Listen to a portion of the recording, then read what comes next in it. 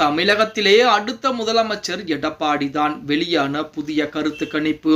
நண்பர்களே, அதிமுக தொண்டர்களாக இருந்தீங்க அப்படின்னா மறக்காம நம்ம சேனலை சப்ஸ்கிரைப் பண்ணிட்டு இந்த வீடியோக்கு ஒரு லைக் பண்ணிருங்க. தமிழகத்தை பொறுத்த வரைக்கும் 2026 சட்டமன்ற தேர்தலுக்கு இன்னும் 6 மாத காலங்கள் தான் இருக்கிறது. அதற்குள்ளாகவே அனைத்து அரசியல் கட்சிகளும் மிகப்பெரிய வேலைப்பாடுகளை பார்க்கிறாங்க பரப்புரையில் இருந்து. அதே போல் மாற்றுக் கட்சியில் கூடிய முக்கியமான தலைவர்களை தம் பக்கம் இழுக்கக்கூடிய வேலைப்பாடுகள் என அனைத்து விதமான வேலைப்பாடுகளையும் பார்த்துக்கிட்டு இருக்காங்க. அதே போலதான் திமுக 200 தொகுதிகள் என சொல்லிக் கொண்டிருக்காங்க. அதிமுக 210 தொகுதிகளில் வெற்றி பெறும் என எடப்பாடி பழனிசாமியும் சொல்லிக் கொண்டுதான் இருக்கிறார். அதிலே தமிழக வெற்றி கழகம் புதிதாக களம் காண இருக்கிறது. நாம் தமிழர் கட்சி எப்பொழுதும் போல எந்த ஒரு கட்சியுடன் கூட்டணியில் இல்லை என அறிவிப்பு கொடு. இப்போ தற்சமயம் வரைக்குமே நாம் தமிழர் கட்சி வேட்பாளர்களை அறிமுகம் செய்தது. இப்படிப்பட்ட ஒரு சூழலில் 2026 சட்டமன்ற தேர்தலை பொறுத்த வரைக்கும் யாருக்கு முதல் வாய்ப்பு என்பது அதிகமாக இருக்கிறது. அப்படி ஒரு கருத்து கணிப்பு என்பது சமீபத்திலே வெளியாகி இருக்கிறது அப்படின்னே கூட சொல்லலாம். அதாவது சத்தியம் டிவி நடத்திய அதிரடியான கருத்து கணிப்பு முடிவுகள் தற்சமயம் வெளியாகி இருக்கிறது. அந்த கருத்து கணிப்பு முடிவுகளை பொறுத்த வரைக்கும் மக்களிடத்திலே 2026 சட்டமன்றத்திலே யார் முதல்வராக வேண்டும், யார் முதலமைச்சராக இருந்தால் தமிழகத்திலே நல்லாட்சி என்பது நடத்தப்படும் அப்படிங்கிற மாதிரி கேள்வி கேட்டதற்கு அதிமுகவிற்கு 39% விழுக்காடு என்பது வந்திருக்கிறது. அதே போல திமுகவிற்கு 36% விழுக்காடுகள், விஜய்க்கு 13%, சீமானுக்கு 7 விழுக்காடும் கிடைத்திருப்பதாக தகவல் என்பது வெளியாகி இருக்கிறது அப்படின்னே கூட சொல்லலாம்.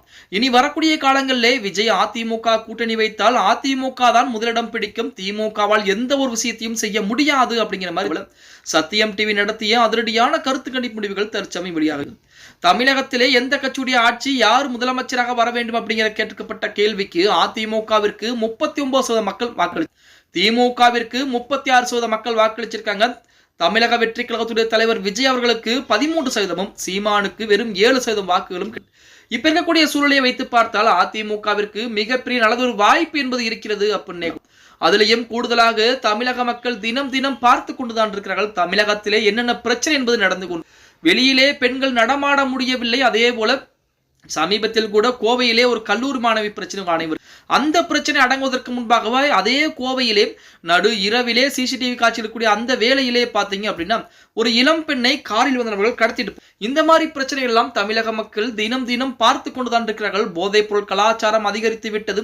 திமுக ஆட்சியிலே சொன்ன வாக்குறுதிகள் நிறைவேற்றப்பட்டிருந்தாலும் இன்னும் ஏகப்பட்ட வாக்குறுதிகள் என்பது நிறைவேற்றப்படாமல் இருக்கிறது. இந்த மாதிரி பிரச்சனைகள் எல்லாம் தமிழக மக்கள் பார்த்து கொண்டுதான் இருக்கிறார்கள். கடந்த அதிமுகவுடைய ஆட்சிக்கும் இப்ப இருக்கக்கூடிய திமுகவுடைய ஆட்சிக்கும் என்னென்ன வித்தியாசங்கள் என மக்கள் பிரித்து பார்க்க ஆரம்பிச்சிருக்காங்க. அதிமுக ஆட்சியிலே கொரோனா காலகட்டம், அந்த கொரோனா காலகட்டத்திலுமே இக்கட்டான சூழலிலுமே தமிழக மக்களுக்கு நல்லாட்சியை கொடுத்தார் எடப்பாடி பழனிசாமி. இதேபோல் 2021 திமுக அந்த நேரத்திலும் கொரோனா காலகட்டம் இருந்தது, ஆனால் கொஞ்சமாகத்தான் இருந்தது அப்படின்னே கூட சொல்லலாம். பொறுத்து பார்க்கலாம். ஓகே கைஸ், வீடியோ பிடிச்சிருந்தா மறக்காம லைக் பண்ணிருங்க.